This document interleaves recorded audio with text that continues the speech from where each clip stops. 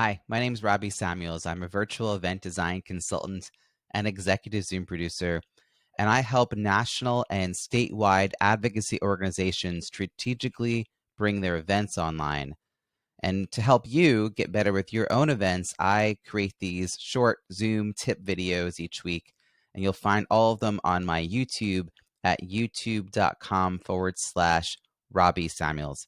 Today, I'm going to be talking about how I kick off each event with what I call a participant orientation.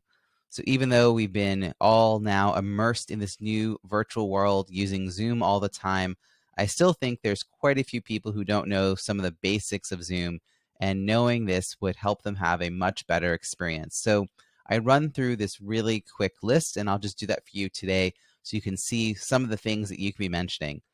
So one of the things I like to do is just say, hey, before we dig in, let me give you a quick overview of some of the features of Zoom so you can have a better participant experience. For starters, you may want to consider updating your Zoom app. And for some of you, you've never really thought about it, but you didn't know that Zoom doesn't automatically update. So I'm going to drop in chat a link to a video I created that explains the steps of how to do this. And if you want to do so, you can always watch that either right now, it'll be quick. You can watch it, follow along, and then come right back in within the next couple of minutes. And I promise you won't really miss much. We're going to be doing some features later, particularly being able to choose whatever room you'd like for one of our breakout rooms that you won't be able to participate in fully if you haven't updated your Zoom. So if you don't do it now, we'll talk about how to do it later. You also want to start by opening up chat. You're going to see that down here in the middle of your screen.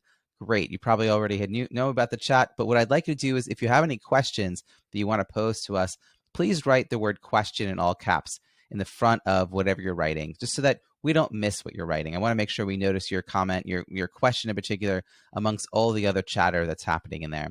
Just to the left of chat, you're going to see a button called Participants.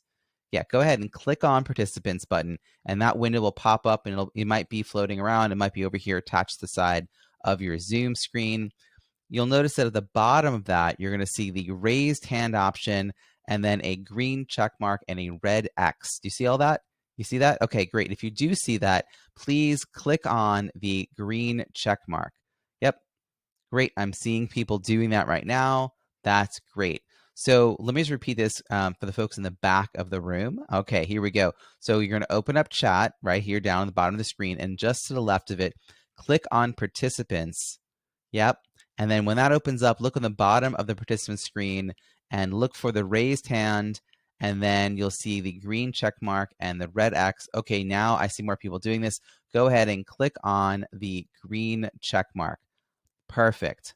Awesome. All right, so now you have to do that. Now go to the top of the participant window and find your own name. Hover your mouse over your name, and the word more will appear as a blue button. Click on that more blue button, and you'll see a drop-down menu that includes rename. So now I'd like you to rename with your first name, last name, and then it depends on the organization. It might be asking them to add the title. It might be asked to add their company name, their organization name, or like where they're located, or sometimes a fun fact, or like I just did one that was like your favorite holiday food. And a lot of people said eggnog, just so you know. So once everyone's done that, then I will point out the reactions button, which is down here on the bottom right of the screen. Notice, by the way, that I'm using my left hand, and I'm kind of on my left when I'm talking about the bottom right, because everything's mirrored when you're talking to people who are standing across from you, as you are watching me. And I'll say, I'll know if you found the reactions button when you start to play around with it, and then people will start to press the heart or the thumbs up, etc.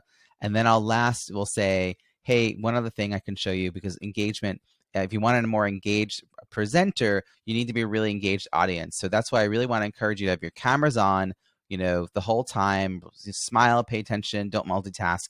And when you're in the breakout rooms, please keep your cameras on, unmute, talk to each other. And if someone says or does something worthy of applause, use the American Sign Language for applause, which translates really well in a digital age. Thank you for being an engaged audience. It's going to be a much better event because of it.